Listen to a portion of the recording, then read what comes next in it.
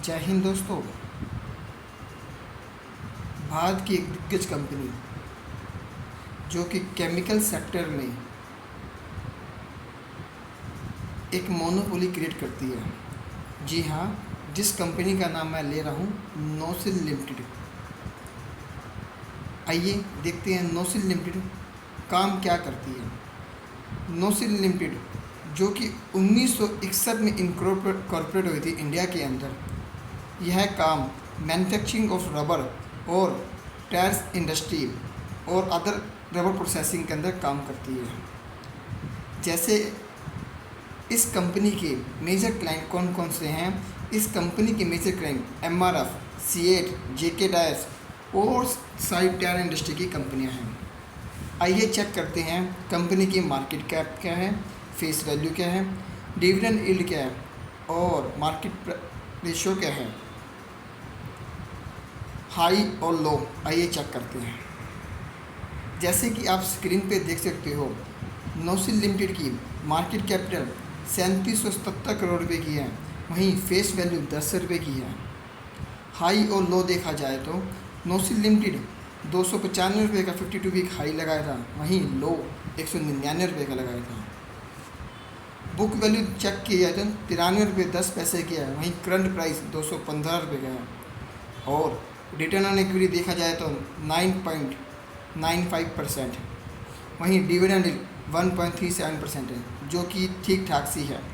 वहीं स्टॉक की price earning ratio देखी जाए तो 24 की है, जो कि एक ठीक ठाक कंपनी है ये। अगर इसके करंट प्राइस से हम चेक करते हैं तो नोसिल लिमिटेड को जो कि 215 है और वहीं 52 वीक लो 199 है, जो कि अपने लो से मात्र 10% ऊपर है। वहीं अपने 52 वीक हाई से 80 रुपये मीन्स 40 रुपये नीचे है। 80 रुपये मीन्स 40% नीचे है। देखा जाए कि ये स्टॉक अंडर वैल्यू है। आइए चेक करते हैं नोसिल लिमिटेड की profit and loss, quarterly profit and loss, balance sheet, cash ratio. देखा जाता है कि नोसिल लिमिटेड की क्वार्टरली परफॉर्मेंस कैसे की थी। देखिए, सेल जो कि दिसंबर 2022 के अंदर 326 करोड़ की थी, वहीं मार्च 2023 के अंदर 393 करोड़ की है। देखा जाए कि सेल बड़ी है 67 करोड़ से। वहीं एक्सपेंसेस देखे जाए तो एक्सपेंसेस जो कि थे इनके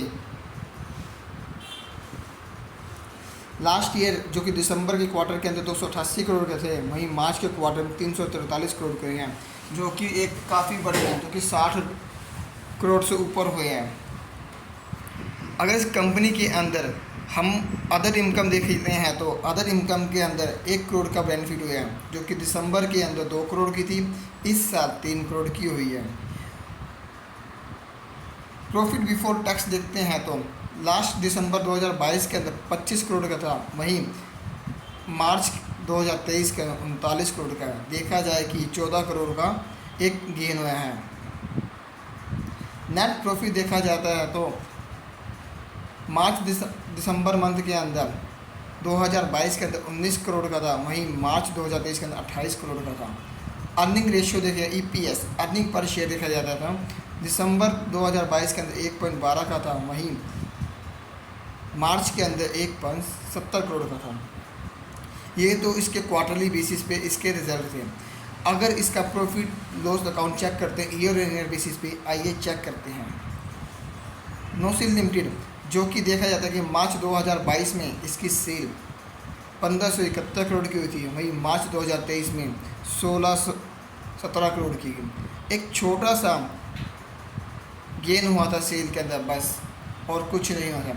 एक्सपेंस देखा जाता है तो एक्सपेंस जो कि मार्च 2022 के अंदर 1284 करोड़ के थे, वहीं मार्च 2023 में 1364 करोड़ के थे।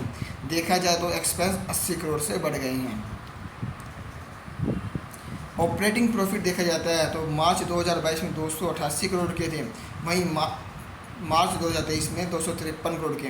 देखा जाए कि ऑपरेटिंग प्रॉफिट यहाँ से गिरा है, जो कि एक अच्छा सिम्टम नहीं माना जाता। आइए हम इसमें चेक करते हैं net profit. Profit before tax भी देख लेते हैं और नेट प्रॉफिट भी। प्रॉफिट बिफोर टैक्स जो कि 241 करोड़ का था मार्च 2022 में, और मार्च 2023 में 202 करोड़ का। देखा जाएगा एक शार्प डिक्लाइन 39 करोड़ का दिखा है यहाँ पे। नेट प्रॉफिट देखा जाता है तो नेट प्रॉफिट मार्च 2022 में 176 करोड़ का था, वहीं मार्च 2023 में 149 करोड़ का था। देखा जाए तो यहाँ पे एक शार्प फॉल आया है 27 करोड़ का। अर्निंग पर रेशियो भी कम हुई है, जो कि मार्च 2022 में 10.57 थी, वहीं मार्च 2023 में 8.95 हुई है। डिविडेंड पे आउट रेशियो, जो कि एक इन्वेस्टर के लिए बेस्ट होती है। मार्च 2022 में कंपनी ने 28% डिविडेंड दिया था अपनी फेस वैल्यू का, वहीं मार्च 2023 में 34% डिविडेंड दिया अपनी फेस वैल्यू का। देखा जाए कि फंडामेंटली कंपनी डिविडेंड अच्छा दे रही है। पिछले साल इसने ₹2.80 का डिविडेंड दिया, तो इस साल इसने ₹3.40 का डिविडेंड दिया। आइए चेक करते हैं कंपनी की balance sheets. Chemical sector company के अंदर मेन चीज़ होती है इनका रिजर्व देखते हैं, और शेयर कैपिटल क्या है कंपनी की, और लायबिलिटी और बोरिंग्स, दो चीज़ वेरी इंपॉर्टेंट है। तो share capital is constant, last year 2022 के अंदर 167 करोड़ की थी, मार्च में रिसेंटली। रिजर्व देखते हैं, रिजर्व के अंदर इसके प्रॉफिट एंड लॉस भी आता है और अदर रिजर्व भी आते हैं।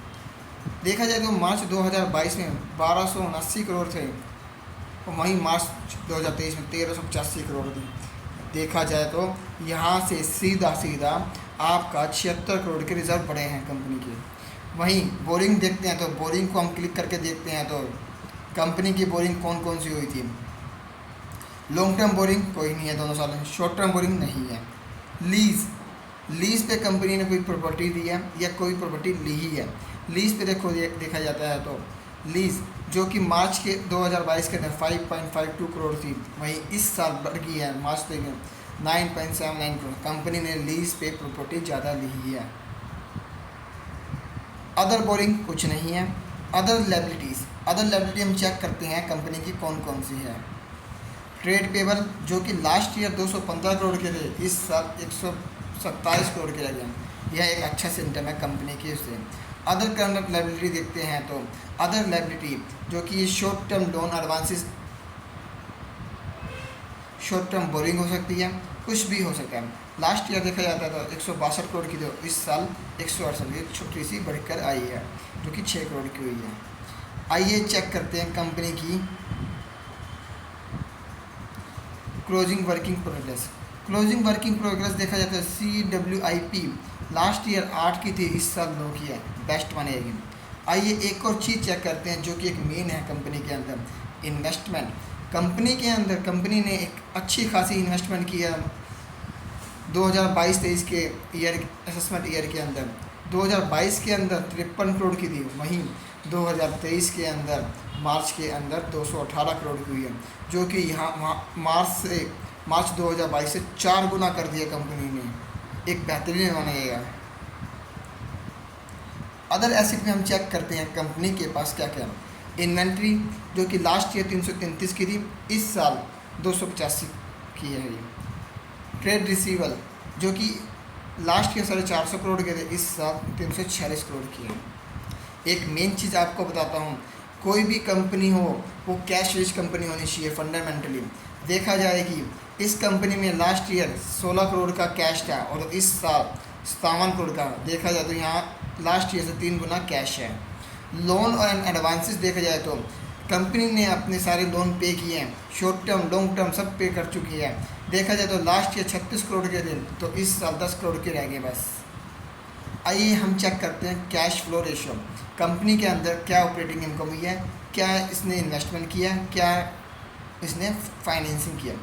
ऑपरेटिंग एक्सपेंस लास्ट वीडियो में भी मैंने बताया था। ऑपरेटिंग एक्सपेंस जो कि डेली बेसिस के एक्सपेंसेस होते हैं कंपनी के, और जैसे कि एम्प्लॉई कॉस्ट, एम्प्लॉई की इनकम बढ़ना, एम्प्लॉई कॉस्ट हो गया।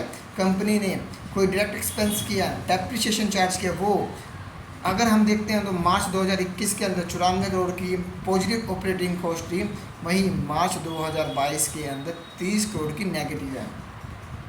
और वहीं कंपनी ने इन्वेस्टमेंट कितनी किया, लास्ट ईयर जो कंपनी ने 2021 के अंदर 58 करोड़ पे की अपनी इन्वेस्टमेंट बेची थी, खरीदी थी, वहीं मार्च 2022 के अंदर 31 करोड़ की एसेट बेची है इस कंपनी ने।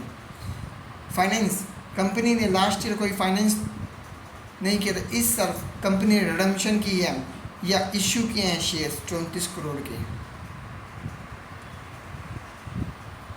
आइए हम इन्वेस्टमेंट करने से पहले रेशो चेक करते हैं, कंपनी अपनी पेमेंट कितने दिन में करती है, कंपनी के पास वर्किंग डेज कितने हैं अपनी पेमेंट के लिए। डेटर की टाइम देखते हैं तो मार्च 2022 में कंपनी 104 दिन लेती थी, वहीं मार्च 2000 में 78 दिन लेती है, एक बेहतरीन माना जाएगा। कंपनी के पास इन्वेंट्री के लिए कितने दिन थे, लास्ट ईयर देखा जाए तो 141 दिन थे और इस ईयर 117 दिन है, एक बेहतरीन माना जाएगा। कंपनी अपनी पेमेंट कितने दिन में दे रही है, डेज पेबल, क्रेडिटर को पेमेंट देखो लास्ट ईयर 91 दिन में दे रही थी, इस साल 52 दिन में दे रही है, ये एक अच्छा माना जाएगा। कंपनी अपने कैश कन्वर्जन साइकिल कितने दिन में कंप्लीट कर लिया, लास्ट ईयर देखा जाए तो 154 दिनों में कर रही थी, तो इस साल मात्र 143 दिनों में कर दिया। कंपनी के पास वर्किंग डेज कितने हैं, वर्किंग कैपिटल के, किसी भी कंपनी को अगर प्रोग्रेस करना है तो वर्किंग कैपिटल की नीड होती है और वर्किंग डेज की नीड होती है। लास्ट ईयर की देखा जाए तो 129 दिन थे, वहीं इस साल 148 दिन है, एक बेहतरीन माना जाएगा। अगर आपको ये वीडियो अच्छी लगी है तो प्लीज़ सब्सक्राइब दिस चैनल।